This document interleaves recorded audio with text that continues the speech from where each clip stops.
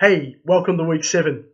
Hope you had a good break, a little bit of family time, a bit of a relax, and you're ready to get back into it because we're back and we're busy. Next Monday, the quiz 1B starts on Monday and is open for the week.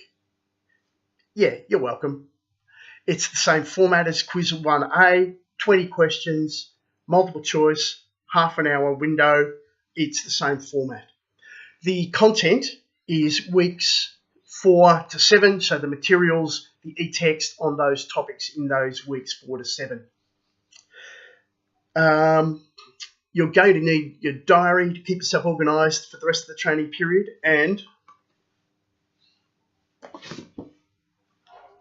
week 7, this week, you need to get in touch with your team if that's not already happening, and you really need to make sure that you've got some of those first steps happening and you've got the ball rolling.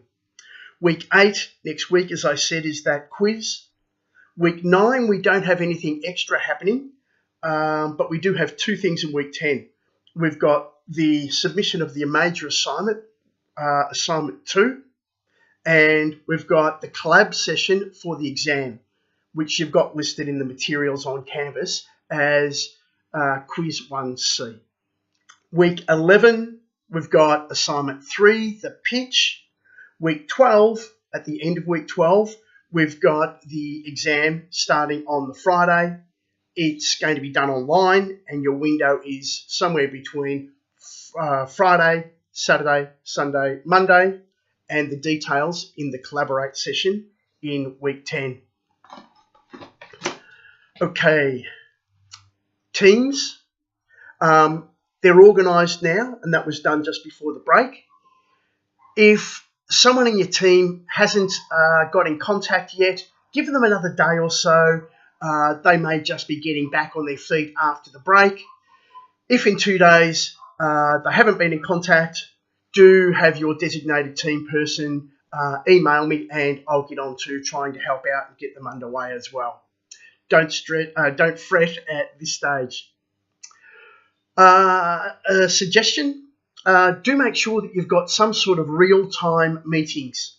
Skype, Collaborate, something you can do in real time, because you can really get some discussion, some thrashing out of ideas, and a few decisions made and next steps as you're going through. So if you're doing one of those maybe once a week, possibly even twice a week, then you're probably going to be making a lot of progress, and it's really good for the interaction between the team. It's a suggestion. The last thing I said, having looked at my notes just here, am I right? The pulling it together at the end is something that teams tend to underestimate. So you've got the editing, you've got to make it flow, it's got to say what you want it to say.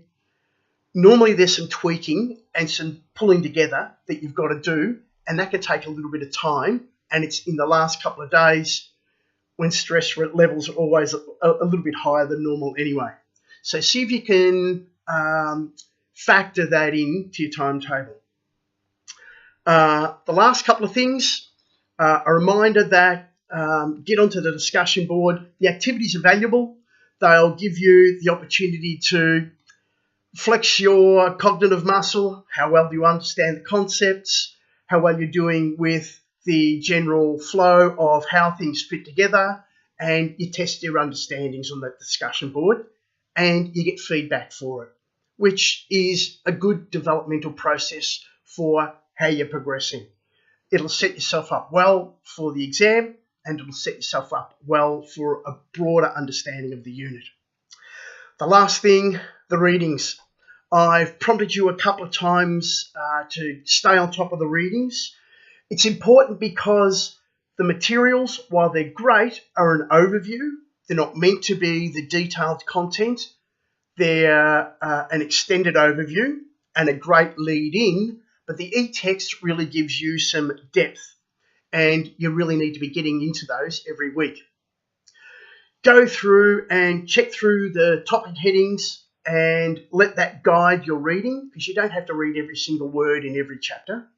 and do use a pen and make notes.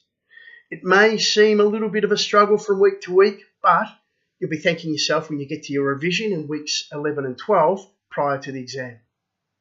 Okay, good luck. See you on the discussion board. Have fun.